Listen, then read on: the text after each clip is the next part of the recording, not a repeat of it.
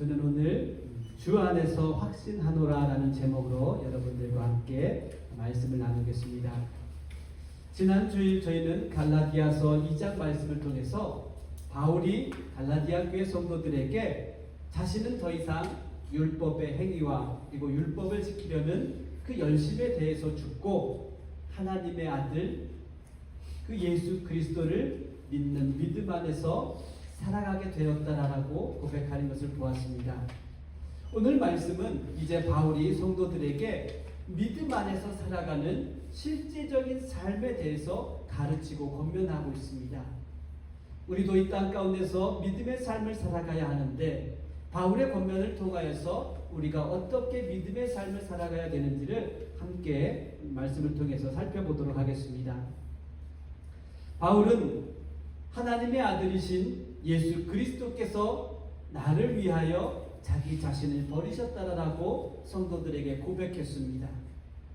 그리스도께서 자신을 버리심으로 인해서 믿음 안에 있는 성도들을 자유롭게 하셨다라고 말합니다. 하나님의 아들이신 예수 그리스도께서 자기 자신을 버리신 것은 나를 사랑하셔서 자신을 버리신 것인데 그 자신을 버리심과 동시에 우리는 자유를 얻게 되었다라고 말씀합니다.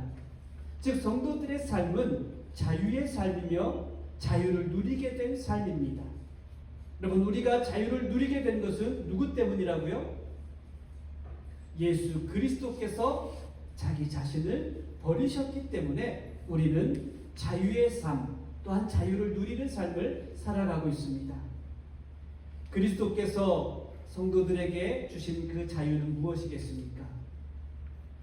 특별히 바울은 갈라디아 교회 성도들에게 그리스도께서 자신을 버리심으로 성도들을 자유롭게 하셨는데 그리스도께서 성도들에게 주신 그 자유는 율법으로부터의 자유입니다. 멍에와 같은 그 율법으로부터 성도들은 이제 자유를 누리게 되었다라고 말씀합니다. 구원을 위해서 열심히 율법을 지켜야 한다라고 한번 여러분 생각해 보십시오. 만약에 오늘도 우리가 율법을 지켜야 한다면 우리는 여전히 그 율법 아래에 압박감과 죄책감과 두려움을 가지고 우리는 살아가야 합니다. 또 한편으로는 그 율법을 지키지 못한 것에 대한 정죄에 대한 두려움이 우리들의 마음에 자리 잡게 될 것입니다. 하지만 그리스도께서 자기 자신을 버리심으로 우리에게 자유를 주셨기 때문에 우리의 모든 그 율법의 멍에가 벗겨졌습니다. 그렇기 때문에 우리는 더 이상 그 멍에에 대한 불안감이나 정죄에 대한 두려움이나 율법을 지켜야 한다는 그 압박감에서부터 해방되었습니다. 이 무거운 짐 같은 멍에를 벗어버리고 우리는 불안해할 필요도 없고 절망할 필요도 없고 우리가 이미 자유롭게 되었기 때문에 우리는 하나님께로 나아갈 수 있는 그 자유로운 법이 되는 것입니다. 그리스도께서 믿음 안에 있는 성도들을 모두 자유롭게 하셨기 때문에 멍에를 벗고 담대함으로 하나님 앞에 나아가야 합니다. 그래서 바울은 성도들에게 이렇게 권면합니다. 그러므로 다시는 종의 멍에를 매지 말라라고 권면합니다. 그러므로 그리스도께서 우리의 모든 멍에를 벗기셨기 때문에 그러므로 성도들은 다시 그 멍에를 매지 말아야 합니다. 여기서 우리가 주목해야 할 표현이 한 가지가 있습니다. 다시는 어떤 의미를 갖고 있습니까? 다시는이라는 의미는 이전의 상태로 아니면 과거를 의미하는 그러한 표현입니다. 즉 율법의 멍에를 메고 있었던 그 상태로 돌아가지 말라는 것입니다. 멍에를 메고 불안해하고 두려워하는 그 모습으로 되돌아가지 말라는 권면입니다. 성도는 다시 율법의 멍에를 매지 않아야 할 뿐만 아니라 그리스도께서 자유케 하신 그 자유 안에 굳게 서야 합니다. 그리스도께서 멍에를 벗겨주시고 자유케 하셨는데 다시 종의 멍에를 매는 것은 참으로 어리석은 것입니다. 멍에를 벗고 편안함을 느껴보지 못했기 때문에 우리는 차라리 멍에를 메고 있는 것이 편하다고 느껴질 수 있습니다. 멍에처럼 몸에 익숙해져 있는 행동들은 스스로 안정감을 느끼고 아니면 자기 만족을 느끼게 합니다. 하지만 그리스도께서 자유케 하신 자유는 익숙한 것들로부터 오는 그런 안정감이나 자기 만족과는 차원이 다른 것입니다. 멍에에서 비롯된 안정감은 곧 다시 불안감으로 변하게 됩니다. 자기 만족은 곧 다시 자기 열등감으로 사로잡히게 됩니다. 어쩌면 가장 자유롭게 된 사람들이 성도들일 텐데 가장 자유롭지 못한 부류가 성도들인 것 같습니다. 자유를 누리지만 그래도 왠지 멍해처럼 안정감을 줄 수 있는 것을 찾습니다. 다시 율법을 의지하려고 했던 갈라디아 교회 성도들처럼 우리는 그리스도 예수 안에서 자유롭게 됐음에도 불구하고 갈라디아 교회 성도들처럼 내 마음에 뭔가 안정감을 가져다 줄 대상을 찾습니다. 그것이 교회의 전통적인 것이 될 수도 있고요. 아니면 교회 안에 자리 잡고 있는 체계화된 어떤 그런 행위일 수도 있습니다. 그것들을 자꾸 의지하려는 경향들이 우리 안에 있습니다. 또 어쩌면 그런 안정감을 찾기 위해서 스스로 멍에를 만드는 일도 합니다. 그리고 자신이 만든 멍에를 자랑하기도 합니다. 하지만 성도들에게는 더 이상 멍에는 필요 없습니다. 그리스도께서 자유케 하신 자유 안에서 굳게 서는 것이 믿음의 삶이기 때문에 우리는 그 자유를 누리며 그 자유 안에서 굳게 설 수 있게 되기를 주님의 이름으로 축복합니다. 여러분, 멍에를 의지하지 말고 그리스도께서 나를 자유케 하신 그 자유를 붙잡아 볼 수 있는 그런 귀한 은혜가 있게 되기를 주님의 이름으로 축복합니다. 이제 바울은 갈라디아 교회 성도들에게 아주 심각하게 그들이 마주하고 있었던 멍에에 대해서 지적합니다. 성도들이 다시 멍에를 매게 된 이유는 성도들에게 누군가가 잘못된 가르침을 가르쳤고 성도들은 그 가르침을 따른 결과입니다. 그래서 바울은 갈라디아 교회 안에서 아주 심각하게 퍼져 있는 할례의 문제에 대해서 이야기합니다. 바울은 성도들이 할례 받는 것에 대해서 아주 예민하게 반응했습니다. 왜냐하면 거짓 교사들이 성도들에게 은밀히 다가와서 할례를 받아야 한다라고 가르쳤기 때문입니다. 할례를 받는다라는 것은 단지 유대인들이 행했던 어떤 종교적인 의식을 행하고 그 의식에 참여하는 것만이 아닙니다. 할례는 단지 유대교를 상징하는 그 상징들을 몸에 갖는 것도 아닙니다. 할례를 받는다는 것은 유대인들의 그 율법을 따르겠다라는 표징이고 언약입니다. 즉 성도들이 할례를 받는다는 것은 다시 유대교로 개종해서 내가 열심히 율법을 따르면서 내가 의를 행하면서 내가 행한 그 의로 말미암아 하나님 앞에 한번 서보겠습니다라는 그런 결단입니다. 이 말은 그리스도를 믿음으로 의롭게 된 것을 스스로가 부족하게 여기는 것입니다. 구원을 얻는 것은 믿음만으로 충분하지 않다는 그러한 의사표명입니다. 즉 거짓 교사들은 성도들이 가진 그 믿음에 할례와 율법을 더해야 한다는 그러한 주장을 했고 또한 그러한 가르침을 성도들에게 찾아다니면서 가르치기 시작했습니다. 이 문제는 이미 초대교회 안에서 아주 심각하게 퍼져 있었던 문제입니다. 그래서 사도행전 15장 1절 말씀에 보면 어떤 사람이 유대로부터 내려와서 형제들을 가르치되 너희가 모세의 법대로 할례를 받지 아니하면 능히 구원받지 못하리라고 하니, 이 문제 때문에 예루살렘에서 사도들과 교회 지도자들이 모여서 심각하게 이 문제에 대해서 논의했었습니다. 사도들이 복음을 전하는데 예루살렘으로부터 어떤 자들이 그곳에 쫓아다니면서 이렇게 가르치는 거예요. 믿음만으로는 되지 않습니다. 모세의 법대로 여러분들이 할례를 받고 율법을 행해야 합니다라는 그러한 가르침을 가르치기 시작했다는 것입니다. 그리고 성도들은 그것을 따라 행하면서 그것을 따라 하지 못하고 때로는 따라 하면서 마음에 갈등들이 있었다라는 것입니다. 그래서 바울은 성도들에게 이야기합니다. 만약 여러분들이 할례를 받으면 할례를 받은 것으로 끝나는 것이 아니라 율법의 모든 의무를 행해야 한다라고 그렇게 권면합니다.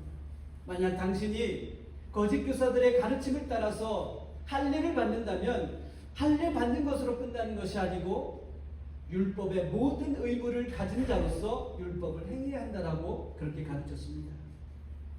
왜냐하면 성도들이 받은 그 할례는 율법에 대한 의무를 갖도록 하는 효력이 있기 때문에 그렇습니다. 그 할례는 하나님과의 언약이고 그 언약에 사인을 하는 것이 마치 사인을 하는 것이 할례라는 것입니다. 율법을 행할 의무를 지니고 율법을 행하여 스스로 의롭다함을 얻어야 되는 그러한 사람이 되는 것입니다. 그러나 우리가 이미 알고 있듯이 율법의 의로 하나님 앞에서 의롭다함을 얻을 수 있는 사람이 단 한 사람도 없습니다. 그렇기 때문에 하나님께서는 그리스도를 믿음으로 모든 성도들을 의롭게 하신 것입니다.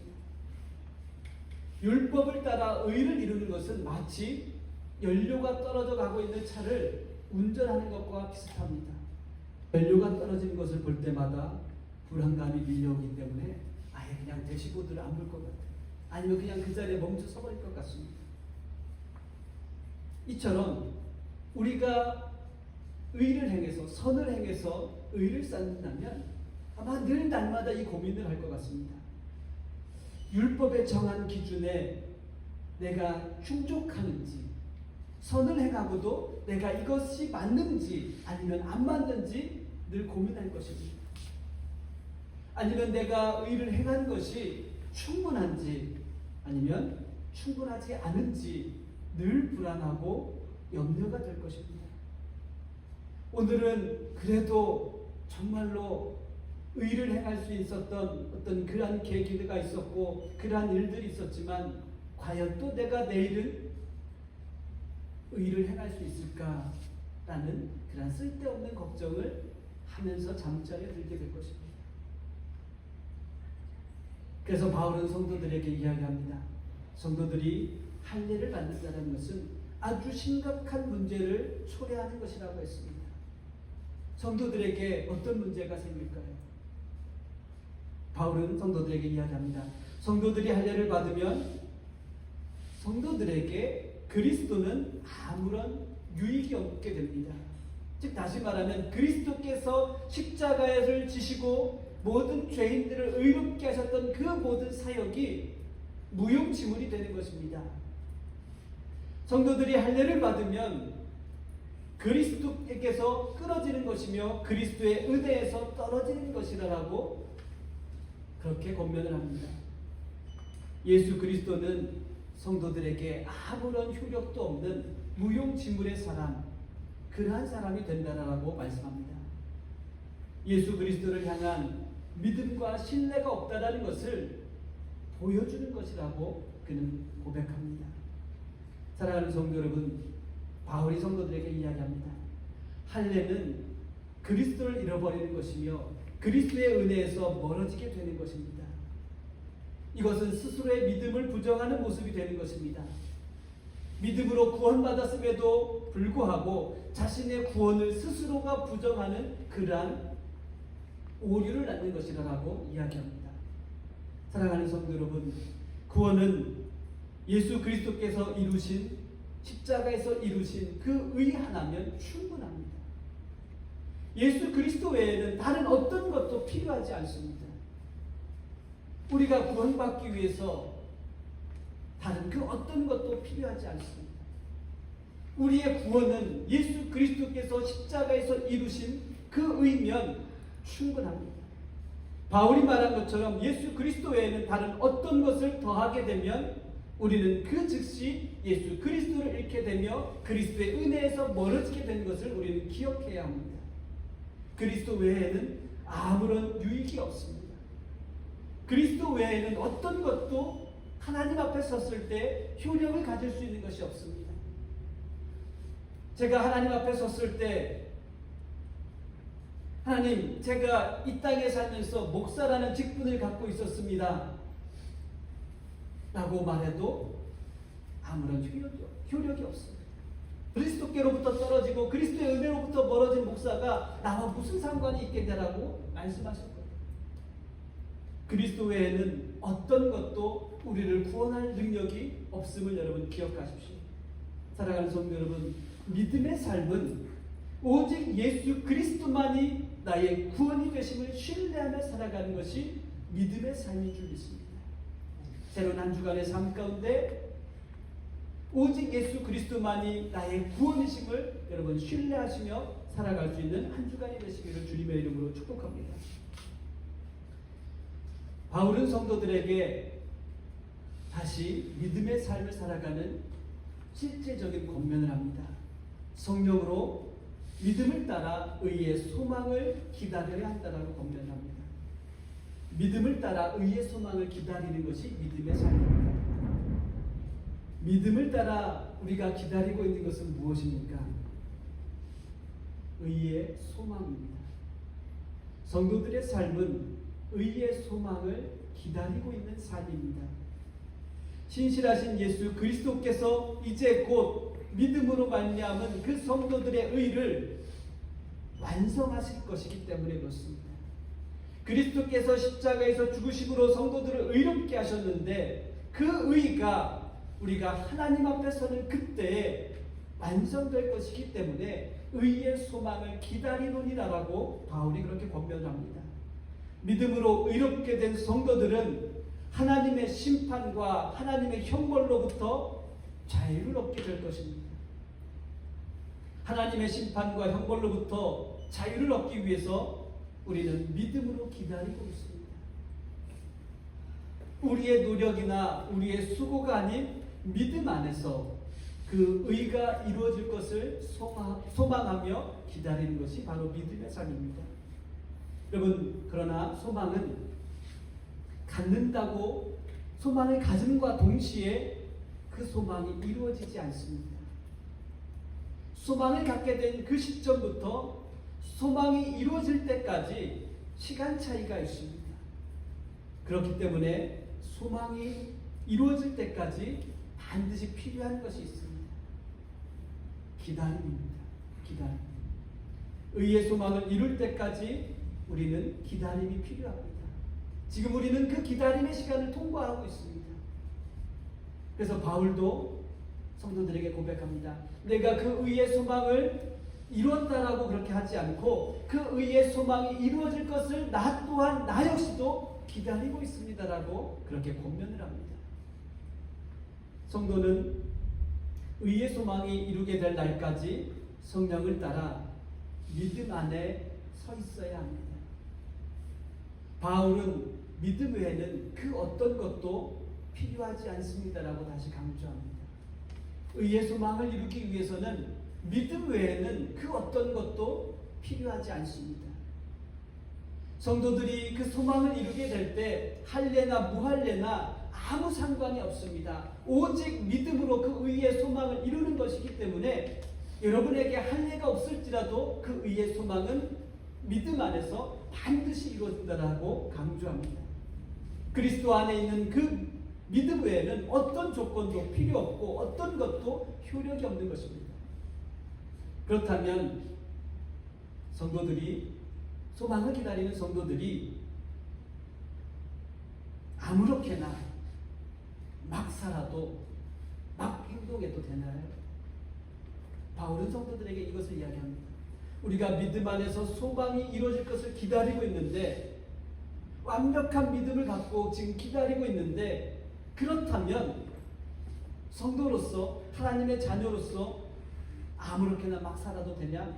막 행동해도 됩니까? 라고 질문을 합니다. 믿음이 있으니까 율법에 순종하지 않았던 이스라엘 백성들처럼 하나님의 말씀에 순종하지 않는 삶을 살아도 될까요? 안 될까요? 여러분 한번 생각해 보십시오. 여러분에게 믿음이 있습니다. 믿음으로 의롭게 되었습니다. 이 소망을 기다리고 있습니다. 그렇기 때문에 그냥 아무렇게나 막 살아도 되는 그러한 삶이 절대로 아닙니다. 바울은 의의 소망을 기다리는 성도들에게 한 가지 특징이 있는데 그 특징이 무엇인가 하면 사랑으로서 역사하는 믿음이 반드시 따라온다라고 설명합니다. 오늘 6절 말씀에 보면 그리스도 예수 안에서는 할례나 무할례나 효력이 없으되 사랑으로서 역사하는 믿음뿐이라라고 말합니다. 사랑으로서 역사하는 믿음만이 있습니다. 라고 그가 강조합니다. 성도들은 성령을 쫓아 믿음 안에서 의의 소망을 기다리고 있습니다. 그 의의 소망을 기다리는 가운데 성령은 우리 안에서 사랑의 수고를 행할 수 있도록 역사하십니다. 소망을 갖고 살아가는 그 삶 가운데 성령께서 우리 안에서 역사하셔서 사랑의 수고를 행할 수 있는 은혜를 주시고 힘을 주시고 능력을 주십니다. 성령의 삶 또는 우리가 교회를 다니면서 한 번쯤은 들어보셨을 거예요. 성령 충만한 삶 아니면 성령의 인도하심을 따르는 삶. 같은 표현이 조금 다른 표현이지만 한 가지 공통점이 있습니다. 성령 안에 있다는 것입니다. 성령 안에 있는 사람의 삶 가운데서는 사랑으로 역사하는 그 믿음이 증거되어지고 나타난다는 것입니다. 사랑으로 역사하는 믿음, 그 사랑은 과연 어디에 근거한 사랑입니까? 이 사랑은 하나님의 사랑에 근거한 것입니다. 하나님께서 여러분을 어떻게 사랑하셨습니까? 하나님의 아들이신 예수 그리스도께서 나를 사랑하사 나를 위하여 자기 자신을 버리신 그 사랑, 그 사랑에 근거된 사랑입니다.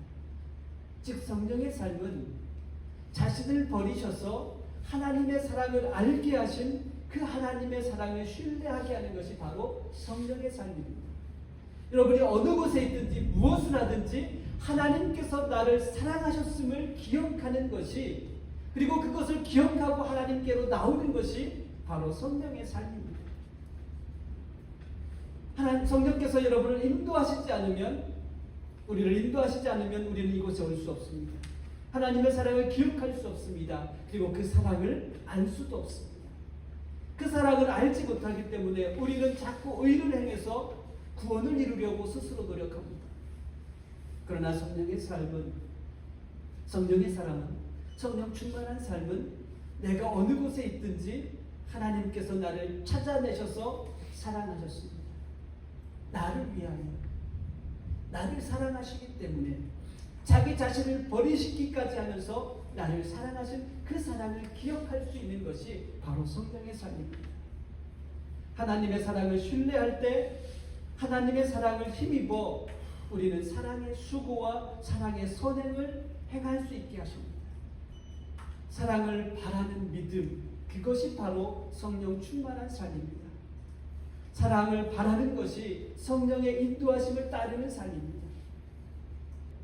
이 굵은 식물들의 특징은 땅 속에 뿌리가 있습니다. 그리고 그 땅 속에서 계속해서 그 뿌리들이 새끼를 치는 거예요. 근데 저희 눈에는 그것이 잘 보이지 않습니다. 언제 보이는가 하면 싹이 올라오면 제가 새끼를 쳤구나라는 것들을 알게 됩니다. 이와 마찬가지로 사랑으로 역사하는 믿음이 이런 것이라고 할 수 있습니다. 하나님의 사랑이 우리의 심령에 들어왔는데 그 사랑이 우리 눈에는 잘 보이지 않습니다. 그래서 잘하고 있는지, 이것이 지금 휴면 상태에 있는지 우리는 알 수 없습니다. 그러나 분명한 것은 그 사랑이 우리 안에서 자라서 사랑의 수고와 사랑의 선행을 할 수 있는 힘을 주시고 지혜를 주시고 때로는 믿음을 주십니다. 하나님을 사랑하는, 하나님의 사랑을 신뢰하며 하나님의 사랑이 우리 안에서 자라고 있는 우리의 삶 속에는 당연히 성령의 열매들이 맺혀집니다. 그래서 오늘 우리가 함께 읽진 않았지만 갈라디아서 5장 22절 23절 말씀, 우리가 너무나 잘 아는 말씀입니다. 성령의 열매에 대해서 설명하고 있습니다. 바울이 성도들에게 설명합니다.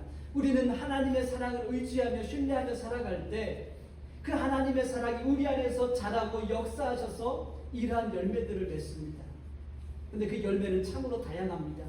그 열매들이 하나님을 향한 열매로 나타날 수도 있고요, 또 자신의 삶을 변화시키는 그러한 열매로도 나타날 수 있습니다. 또한 이웃을 향한 사랑으로 그 열매들이 나타날 수 있다라고 바울이 그렇게 설명을 합니다. 사랑하는 성도 여러분, 우리에게 믿음이 있어도 우리는 아무렇게나 살고 아무렇게나 행동해도 되는 그러한 삶이 아닙니다. 믿음이 있기 때문에, 하나님 앞에 설 믿음이 있기 때문에 우리는 성령을 따라 사랑으로 역사하는 그러한 삶을 살아야 합니다. 사랑하는 성도 여러분, 믿음의 삶은 믿음을 따라 의의 소망을 기다리는 삶입니다. 의의 소망을 기다리는 여러분들의 삶에 사랑으로 역사하는 그 믿음이 넘치게 되기를 주님의 이름으로 축복합니다. 성령의 역사를 따라 하나님을 향한 풍성한 사랑이 이제는 여러분들 마음속에서 자라서 사랑의 수고와 선행으로 사랑을 바라게 되는 그런 믿음의 삶이 되시기를 주님의 이름으로 축복합니다.